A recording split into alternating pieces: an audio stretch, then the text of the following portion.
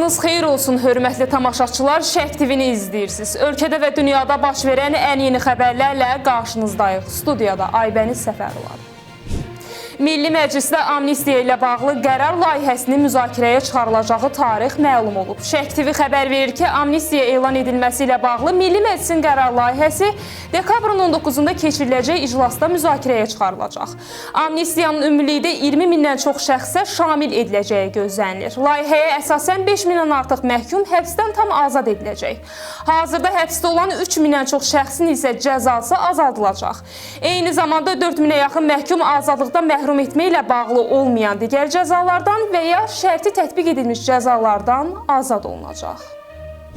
Dövlət Təhlükəsizliyi Xidmətində Ramiz Mehdiyev və digərləri barəsində aparılan cinayət işi üzrə növbəti qərar bəlli olub.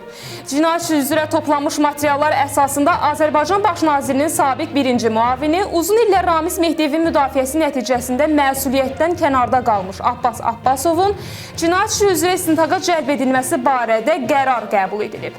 Xatırladaq ki, Abbas Abbasov ötən müddət ərzində müxtəlif qanunsuz yollarla Rusiyada Azərbaycan diaspor strukturlarını təsir altına salmaq istiqamətində pozucu fəaliyyət göstərib. Ölkədə elektron siqaretlərin və onların komponentlərinin idxalı, ixracı, istehsalı, saxlanılması, satışı və istifadəsi qadağan olunur.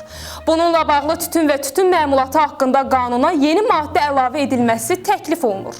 Təklif edilən dəyişikliklər Milli Məclisin Aqrar Siyasət, İqtisadi Siyasət, Sənaye və Sahibkarlıq, Əmək və Sosial Siyasət komitələrinin birgə iclasında müzakirəyə çıxarılıb.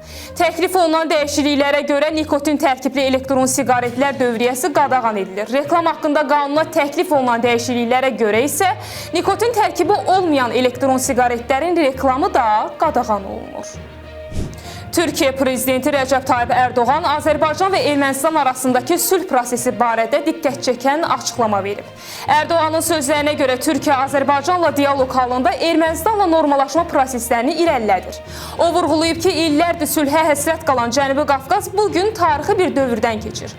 Azərbaycan və Ermənistan sülh müqaviləsi imzalamağa heç olmadıqları qədər yaxındılar. Prosesə paralel olaraq Azərbaycanla dialoq halında biz də Ermənistanla normallaşma proseslərimizi izləyirik. İnşallah gələn ilin əvvəlindən etibarən bəzi simvolik addımlar atacağıq deyə Türkiyə lideri bildirib.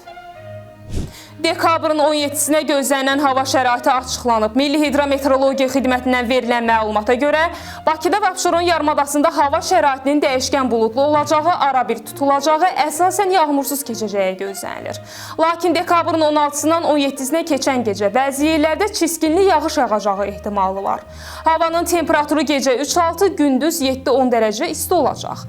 Rayonların bəzi yerlərində isə arabir yağıntılı olacağı, dağlıq ərazilərdə qar yağacağı gözlənilir. Havanın temperaturu gecə 1 dərəcə şaxtadan 4 dərəcəyədək isti, gündüz 7-10 dərəcə isti olacaq. Gecə və səhər bəzi dağlıq ərazilərdə yolların buz bağlayacağı ehtimal olunur. Bugünə çatdıracaqlarımız bu qədər. Ən son xəbərləri Şərq TV-dən izləməyə davam edin. Diqqətiniz üçün minnətdarım.